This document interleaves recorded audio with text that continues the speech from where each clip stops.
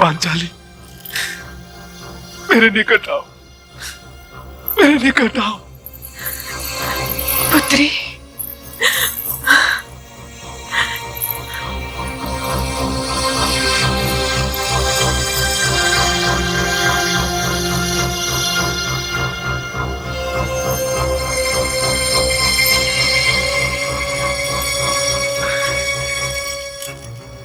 पुत्री,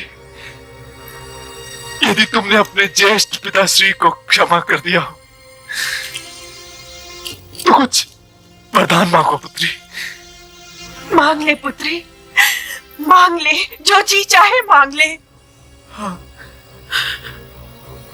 यदि ज्येष्ठ पिताश्री मुझे कुछ देना ही चाहते हैं तो मैं सम्राट युधिष्ठिर के लिए दासत्व से मुक्ति मांगती हूँ कि हमारे पुत्र दास पुत्र न कहलाए जाए।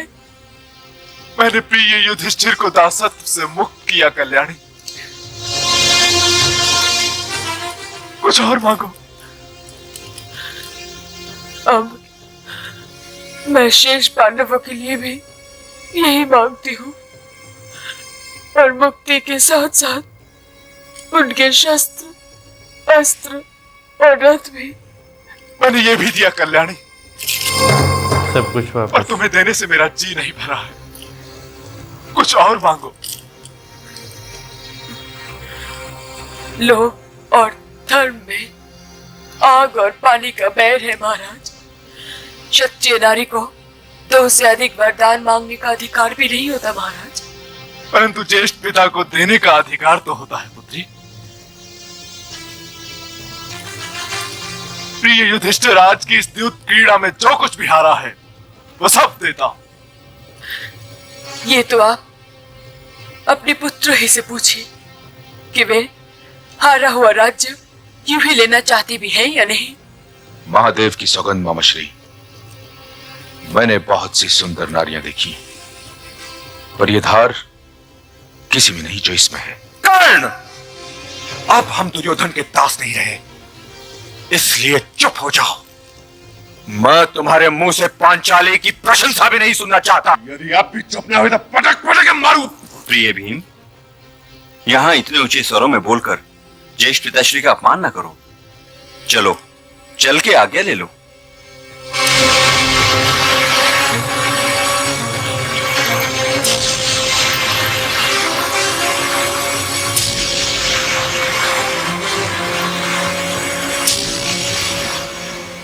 हमारे लिए क्या आज्ञा है ज्येष्ठ पिताश्री? इंद्रप्रस्थ जाकर अपना राज्य संभालो अनुजपुत्र, यही मेरा आदेश है। परंतु जाते जाते इस बूढ़े की एक बात सुनते जाओ वत्स। कुल्हाड़ी पत्थर को नहीं काटती, वो केवल लकड़ी को काटती है। इसलिए बुद्धिमान व्यक्ति वही है जो प्रतिशोध की अग्नि में ना जले। बदलेगी ना। इसलिए जो कुछ भी आज हुआ है उसे भूल जाना ही ठीक है वत्स। और जब कभी तुम्हें आज का दिन याद आए और प्रतिशोध की अग्नि भड़के, तब तुम सब अपने इस नेत्रहीन ज्येष्ठ पिता को याद दिलाना, अपनी बड़ी मां गांधारी को याद करना। यदि तुमने ऐसा किया तो ये याद तुम्हारी प्रतिशोध की अग्नि को ठंडा करने में सहायता करेगी।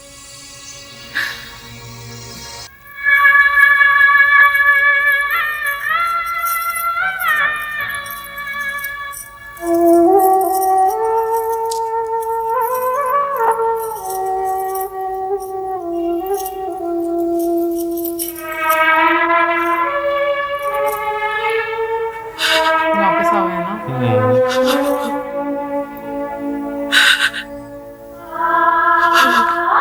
भूल नहीं रहा है ना।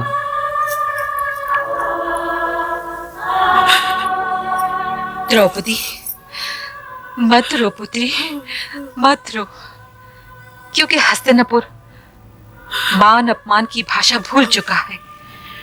और मैं हस्तिनापुर को क्या कहूं जब स्वयं मेरे पुत्रों ने मेरा सिर झुका दिया। उन जौहरी कायरों की माता तुमसे क्षमा चाहती है द्रौपदी। बड़ा अभिमान था मुझे अपने पुत्रों पर कि संसार में कोई भी माँ मेरे पुत्रों जैसे पुत्रों को जन्म नहीं दे सकती द्रौपदी। परंतु द्यूत क्रीड़ा भवन में मेरा वो अभिमान चकनाचूर हो गया। मैं ये सोच भी नहीं सकती थी कि वो यूं तुम्हें दांव पे लगाकर मेरे दूध और मेरी ममता का यूं अपमान करेंगे। रोना तो मैं भी चाहती हूँ द्रौपदी, परंतु मैं रोंगी नहीं, क्योंकि मैं नहीं चाहती कि गंधारी पुत्र ये जान भी सके कि कुंती की आंखें रोना भी जानती हैं द्रौपदी। इसलिए अपने आंसू पोंछो द्रौपदी, स्वयं अपने हाथों से अपने आंसू पोंछो द्रौपदी, और अपना सिर उठाओ, क्योंकि वास्तव में अपमान तुम्हारा नहीं हुआ है द्रौपदी, अपमान हुआ है धर्मराज युधिष्ठिर का, अपमान हुआ है सर्वश्रेष्ठ गदाधर भीम का, अपमान हुआ है द्रोणाचार्य शिष्य अर्जुन का, अपमान हुआ है गंगापुत्र भीष्म का, अपमान हुआ है इस हस्तिनापुर का, अपमान हुआ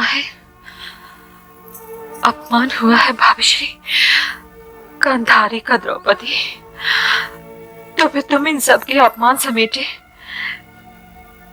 इस अंधेरे अकेले कक्ष में क्यों रो रही हो? क्यों रो रही हो द्रौपदी? ना, मत रो मेरी पुत्री, मत रो।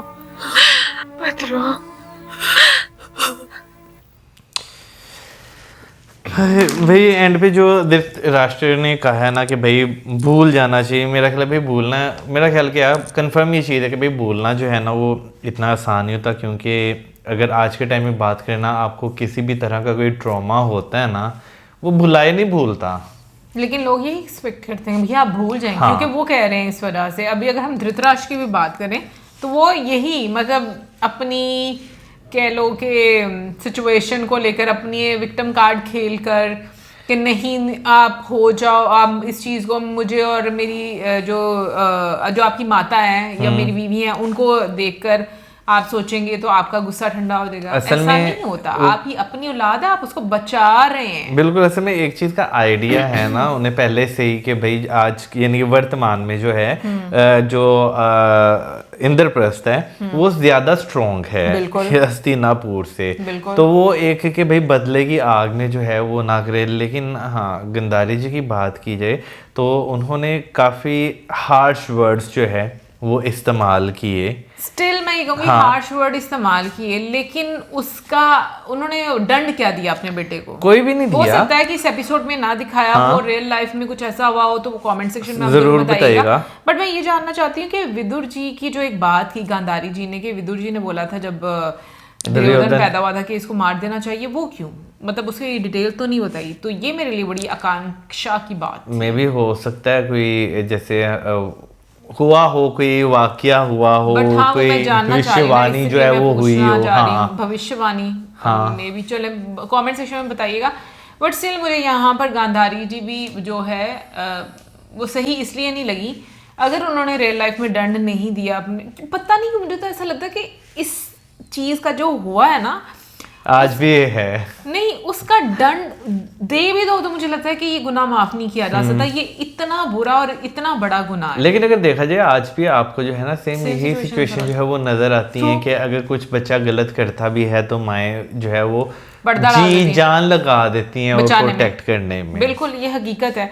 उनको अपने बच्चे की खामी नजर भी आ रही होगी, लेकिन वो बेचारी और विक्टिम बनकर तो जी माफ़ी मांगेंगी, माफ़ी मंगवाएंगी, माफ़ करवाएंगी, बजाय उसके कि उसको सही करें। बिल्कुल ऐसा नहीं होता। तो अभी भी हम अपनी सोसाइटी में ये प्रॉब्लम जो है वो बहुत ज़्यादा देखते हैं। कमेंट सेक्शन में आप ज़रूर बताइएगा जो क्वेश्चन आपसे पूछे गए।